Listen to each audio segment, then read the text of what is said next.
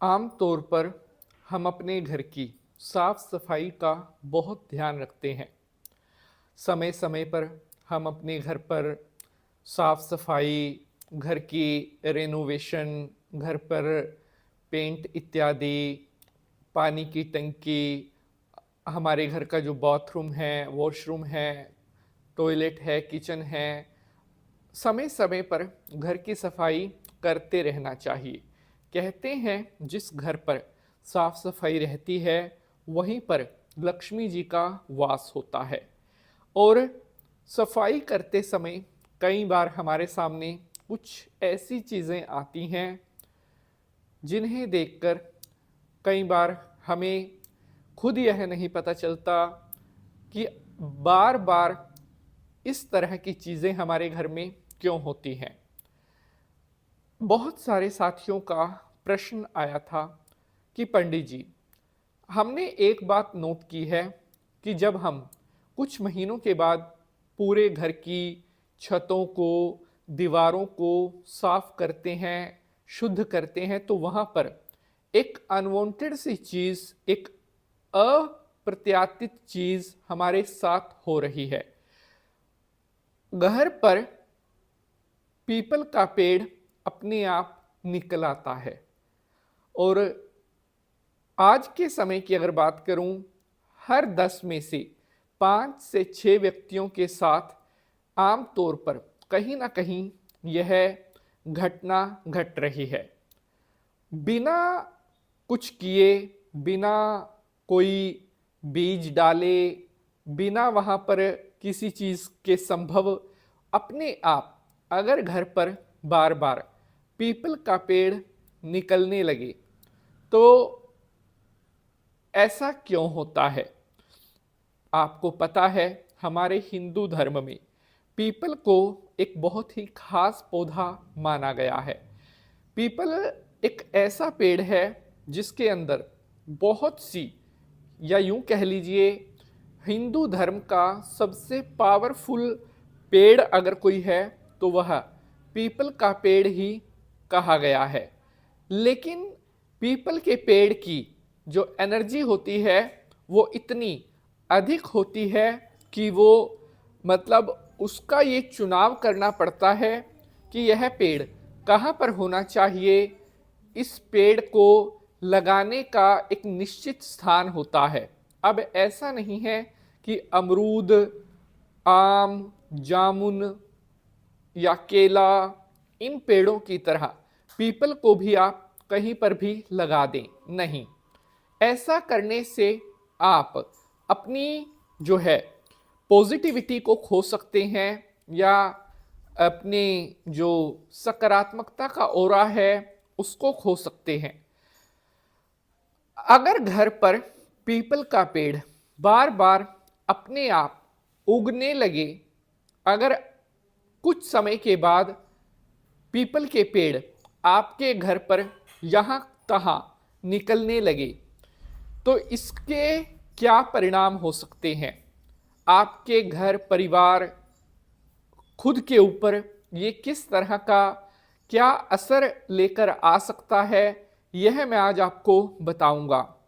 और आज कुछ ऐसी बातें मैं आपको बताने वाला हूं जो आज से पहले शायद कभी भी किसी ने आपको नहीं बताई होंगी। शंकर भगवान को प्रणाम करते हुए प्रारंभ करते हैं एपिसोड को। ओम नमः शिवाय, हर हर महादेव। नमस्कार, सुस्वागतम, आभार। आप देख रहे हैं आपका अपना YouTube चैनल और मैं पंडित नितिन शास्त्री आप सभी भक्तों का आज के एपिसोड पर हार्दिक स्वागत करता हूं।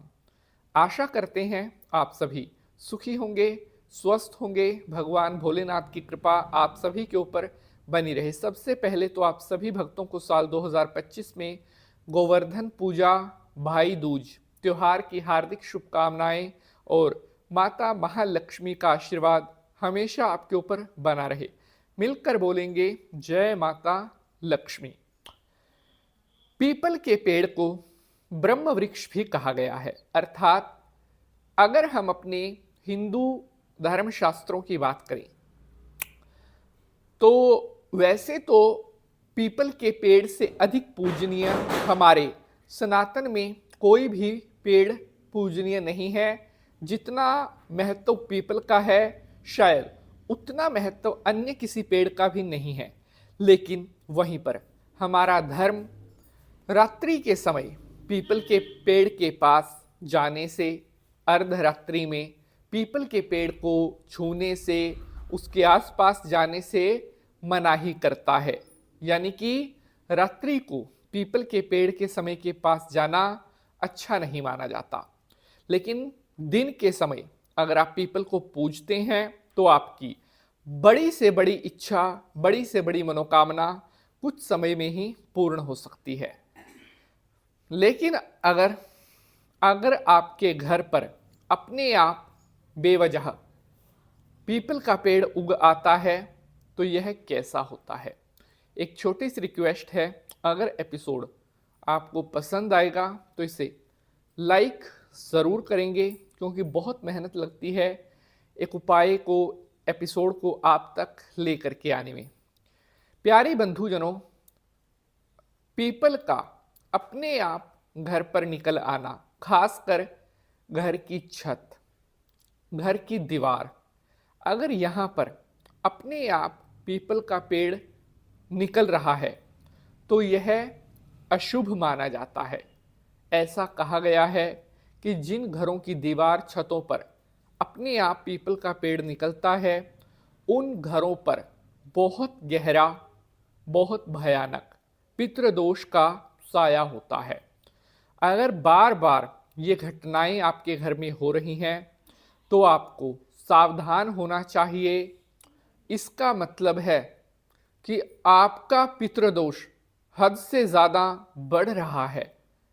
आपके परिवार में कोई ना कोई स्थिति ऐसी बन रही है, प्रेत दोष भी हो सकता है या कोई ऊपरी बाधा का दोष भी हो सकता है, जिसकी वजह से आपके पितर जो हैं वो अशांत स्थिति में जा रहे हैं।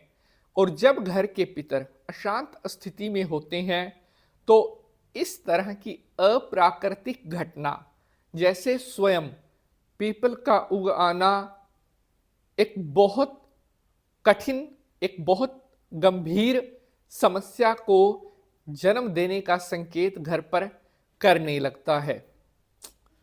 अगर पीपल का पेड़ बेवजह ही आपके घर पर आ रहा है तो इस घटना को कभी भी नज़रअंदाज नहीं करना चाहिए। उसके लिए उपाय, उचित परामर्श लेकर के पूजा पाठ या समय रहते उसका निवारण जरूर कर लेना चाहिए। अगर आप इस समस्या के निवारण से जुड़ी हुई जानकारी पाना चाहते हैं तो आप हमें व्हाट्सएप कर सकते हैं। मिलेंगे अगले एपिसोड में किसी नए विषय के साथ। जय माता की।